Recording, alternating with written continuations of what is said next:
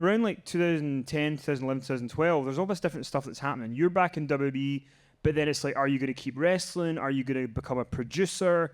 Dusty all of a sudden becomes the head of the performance center and runs promo class. Was that time period difficult for you, kind of wondering what you were going to do next? It was, because at that point I was working a lot with the ECW stuff, and me and Ted DiBiase Jr. were having some great matches, and I felt like I was on the rise again, really tearing it up. And I injured my shoulder, and I had to have some serious surgery.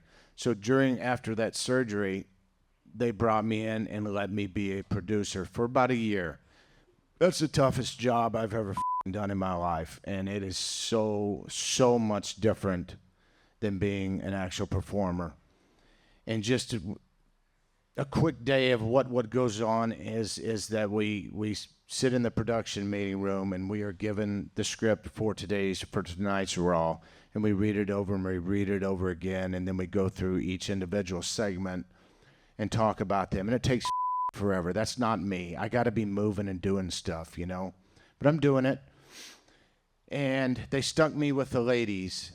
They always stuck the greenest guy in the room, you know, the greenest producer, with the girls. And this is when they were still the Divas, when they were called the Divas.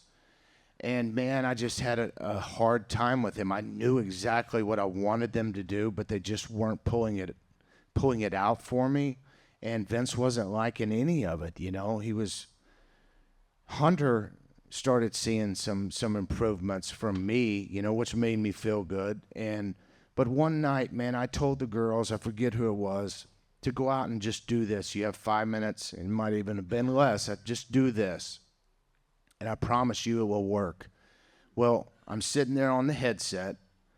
Okay, I can hear Vince talking over there. I can hear Kevin Dunn in the truck. I can hear Billy Kidman giving me times and things like that I have to give these girls the cues. And I'm trying to do all this, but the girls are not doing anything that I said. It's just like when they would just do the opposite of everything that I said. But if they would have just listened to me, they would have gotten somewhere good. And they come back, and they're all like, Vince, was it okay? Because they always looked for approval with Vince. And he would give them the thumbs up. I knew it was the drizzling. It was terrible. It was awful because they didn't listen. As soon as they would walk out of eyes distance there and walk through the curtain, he'd click on and say, Dustin, come see me. So I'm like, okay, I know what's coming. And I walk around there, and he throws his headset down. He's, why the are you trying to set my business back 60 years or whatever the he said to me? And I'm just like, Vince, I'm sorry, man. I don't want to hear your goddamn sorry, but they didn't. It's not their fault. It's your fault. This is your match. But I know I'm in charge of this match, but I can't go out there and make them do it. So this is what I mean by it was not for me. And I could not wait to get fired from that job and get back to what I'm best at, which is wrestling. And so that finally happened, and I got fired, and I came back and started wrestling again. And my dad is down with the PC Center now. He is being hired on there. And Dad is not a politically correct person in a politically correct world of WWE, you know, with so many eyes on you and all that. Dad was Dad. He was the Texan that wore his cowboy boots and his boots tucked in his jeans and his cowboy hats. He did not give a what somebody told him he needed to wear. Very rarely did you ever see a suit on him. And he's in charge of the talent down there and getting them to learn how to cut promos. And I was down there one day just visiting his promo class because they brought me in. He wanted me to come in and say a few words to the kids. And those were his kids. They loved him. They loved Dad. So it really, really hit home to all of NXT and all of the wrestling community when he passed away. And I remember sitting there next to him, and he gets up and he starts talking to the class. And this is when Charlotte was there and Sasha and all the girls that you see now on Raw, they were still there at NXT. And they're in their promo class, and this is I think the middle class. There's a beginner, middles, and an ending class, finishing class. And he sits back down, and somebody comes up. I don't remember who it was, but they cut this promo.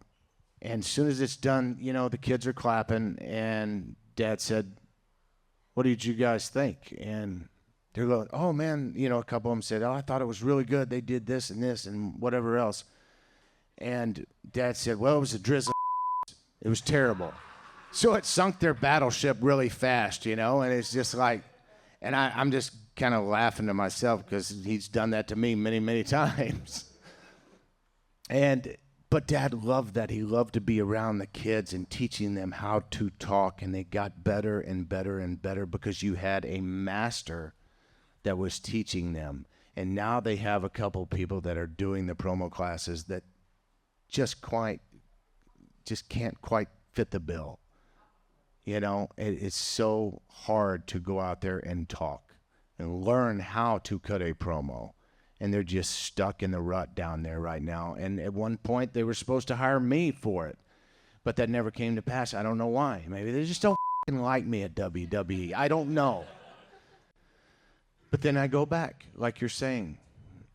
And you go back, and it's funny because you have this career that if you were to stop your career in 2012 and say that's the end of Dustin Rhodes' career, you have this so much stuff that's like a great career to do a DVD on. And then Battleground 2013 comes along, and you have you and Cody with Dusty in the corner against the Shield, the McMahons versus the Rhodes, and it was great. What are your memories of that, and where does that rank for you on the stuff that you've done? Well, I'm sitting at home, and I'm watching the story start, not knowing it was a story yet. When Cody got released, he lost his job, right? And then they brought me in to wrestle Randy Orton. I was like, holy shit, yes, this is great, to try to win Cody's job back. And Randy and I are the type of person where we don't have to go move for move for move. We can get in there and just wing the shit out of it and tell a story and put on a clinic for the boys in the back. And that's what we did, and we had fun, but I failed at getting Cody's job back. So you got those two things right there. I tried, but I failed. Stephanie belittled me on my way out the door and just told me I'm a loser.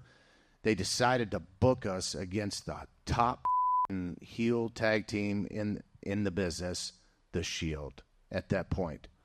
And we come in, and we bring Dad in, and we're cutting this promo. And this is what I mean by stepping outside the box. We're cutting this promo. Hunter's there, Stephanie's there, me, Dad, and Cody.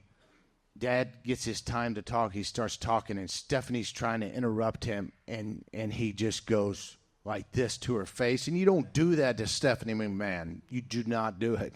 But he did it. Stephanie swatted his hand away, and he stuck it back out there again. That had some serious heat with Stephanie, man, for like a couple weeks. But that's him stepping out of the box, and it made it more impactful with everything that he was saying about this. That if we could win this match, we would get our jobs back. And we took that match, and we walked the aisle, man, and I just remember at the very beginning when we all put our hands like the Shield, and it's such an awesome sight, man, of just me, my brother, and Cody. Family together, real family right there, all of us together against these tremendous athletes. Seth and Roman and Dean are unbelievable. And Dad taking off his belt and whipping him with the hat, man, and slapping him with the belt, just as country and Texas as you could get. And us doing this match, and they could do nothing wrong. We could do nothing wrong. The story was already built. So we could have gone out there and botched all kinds of moves, and it wouldn't have mattered. It was there, and the crowd erupted when we won that match, man. And it was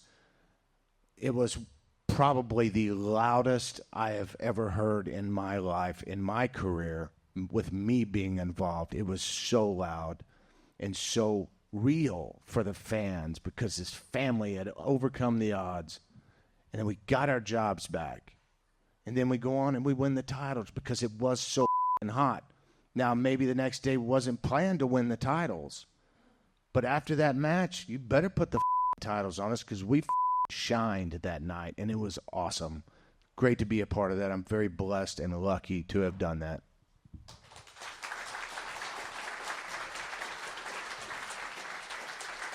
So my last question for you is about we've talked about all these moments: the backlot brawl, the Tourette's, the battleground match. You've had all this stuff. Don't you dare. You took your medicine. There's all this stuff that you've done, and She's now we're falling at a asleep. point. Better hurry up and ask it. I can't believe how disrespectful. No, I'm kidding. Poor girl in the front row, just picking on her. So you've had all this stuff happen. What's left for you to do in wrestling, and is there one last thing that you would like to do that would complete your story? I think there is. I don't know if it's passed me by. It may have, and that would be to wrestle my brother, Cody.